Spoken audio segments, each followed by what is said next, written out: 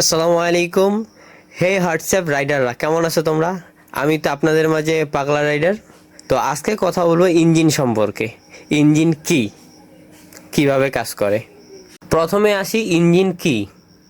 Engine হলো কোনো দ্রব্যকে পুড়িয়ে বা রূপান্তরিত করে বা বিক্রিয়া করে যে শক্তি উৎপন্ন করা হয় তাকে ইঞ্জিন বলে।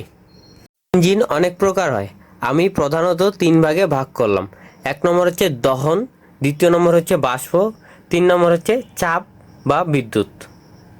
আজকে শুধু আমরা দহন ইঞ্জিন নিয়ে কথা বলবো, আর বাকি দুইটা হালকা করে বলবো।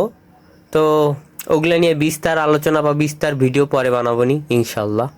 সংক্ষিপ্ত করে বলি, বাষ্প ইঞ্জিন হচ্ছে যেটা এরোপ্লেন, উড়োজাহাজ ইত্যাদিতে ব্যবহার করা হয়, সেটা হচ্ছে বাষ্প ইঞ্জিন, মানে জেট ইঞ্জিন, এক কথায় জেট ইঞ্জিন। আচ্ছা, জেট ইঞ্জিন নিয়ে আমরা পরে আরেকটা ভিডিও বানাবো। দ্বিতীয় হচ্ছে বিদ্যুৎ ইঞ্জিন। বিদ্যুৎ হচ্ছে অটো ভ্যান, রিক্সা, আমাদের বাংলাদেশের ছোটোখাটো যেগুলো ব্যাটারি চালিত চলে সেগুলো সাধারণত বিদ্যুৎ ইঞ্জিনই বলা হয়, মানে মোটর দিয়ে চলে। তো এগুলা সাইডে রাখলাম, এগুলা নিয়ে বিস্তার আলোচনা পরের ভিডিওতে বলা হবে। দহন ইঞ্জিন কিভাবে কাজ করে সেটা আগে জানতে হবে, তারপরে বিষয়টা বুঝতে হবে যে এই পেট্রোলিয়াম পুড়িয়ে, মানে পেট্রোল ডিজেল পুড়িয়ে কিভাবে শক্তি উৎপন্ন হয়। তো সর্বপ্রথম বলি যে এটা কীভাবে কাজ করে। পেট্রোলিয়াম বলতেছি, পেট্রোলিয়াম মানে কি তোমরা কি জানো?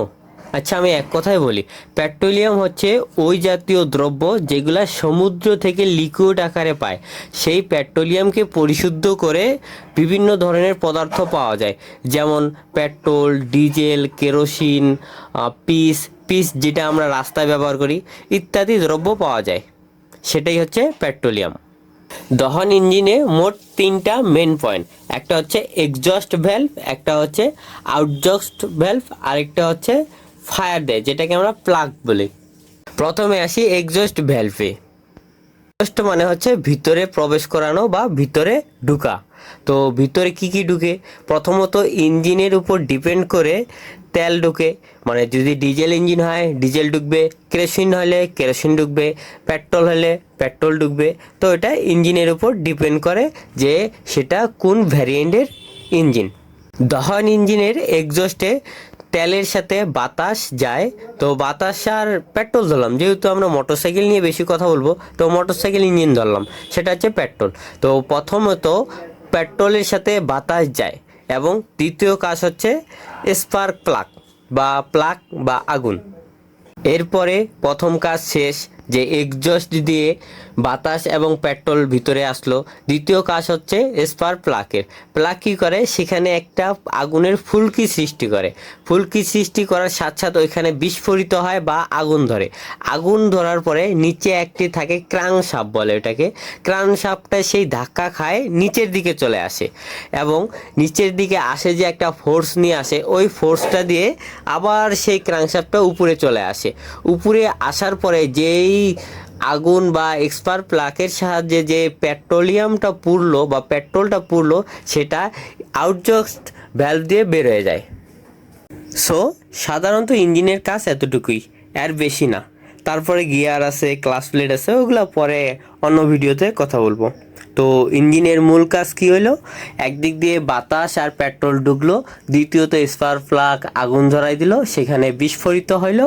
বিস্ফোরিত হওয়ার পরে যেটা আছে পিস্টন, সেটাকে ধাক্কা দিল, নিচের দিকে আসলো, এবং নিচের যে ধাক্কা খায় নিচের দিকে আসলো, সেটা বেয়ারিংয়ের সাহায্যে ঘুরে আবার উপরে চলে গেল। উপরে যাওয়ার যে ময়লা পদার্থটা বা ধোঁয়াটা, সেটা ওই জায়গায় আছে, সেটা আবার অন্য দিক দিয়ে বা অন্য পথ দিয়ে বের হয়ে চলে আসলো। সেটাই হচ্ছে ইঞ্জিনের কাজ। সম্পূর্ণ ঘটনাটা ঘটলো সেটাকে বলে সার্কেল। এক সার্কেল, দুই সার্কেল, তিন সার্কেল, এভাবে সেটাকে ভাগ করা হয়। আবার এই সার্কেলটার উপর নির্ভর করে গাড়ির বা ইঞ্জিনের আরপিএম। সো আরপিএম কীভাবে আসলো তা আমরা বুঝতে পারলাম, যে এই যে একটা সার্কেল কমপ্লিট হয়, এই কমপ্লিট সার্কেলের উপর নির্ভর করে আমরা গাড়ির টর্ক বা আরপিএম পাই। আরপিএম হচ্ছে রানিং গতি, বা আরপিএম এখন বললে অনেক কিছু হবে, তো আমরা ওটা পরে বিস্তার আলোচনা করব, ওটাও টপিক এখন বাদ, স্থগিত। এরপর হচ্ছে ইঞ্জিনের শক্তি থেকে গিয়ার বক্সে আসে, গিয়ার বক্স থেকে ক্লাচ প্লেটে যায়, ক্লাচ প্লেট থেকে চাকায় যায়, চাকায় যাওয়ার পরে আমরা সেটা চলা শুরু করে বা রান শুরু করে। তো এগুলো নিয়ে বিস্তার আলোচনা করব অন্য একটা ভিডিও। আজকে এই পর্যন্তই। বাই, আল্লাহ হাফেজ, আসসালামু আলাইকুম এবং আদাব। আমার নতুন হলে আমার চ্যানেলটা সাবস্ক্রাইব করবেন। আর আমিও যেহেতু নেট জগতে নতুন, সো আমার কিছু জড়তা আছে, যেহেতু আমি নতুন, সেক্ষেত্রে ক্ষমার দৃষ্টিতে দেখবেন। বাই, আল্লাহ হাফেজ।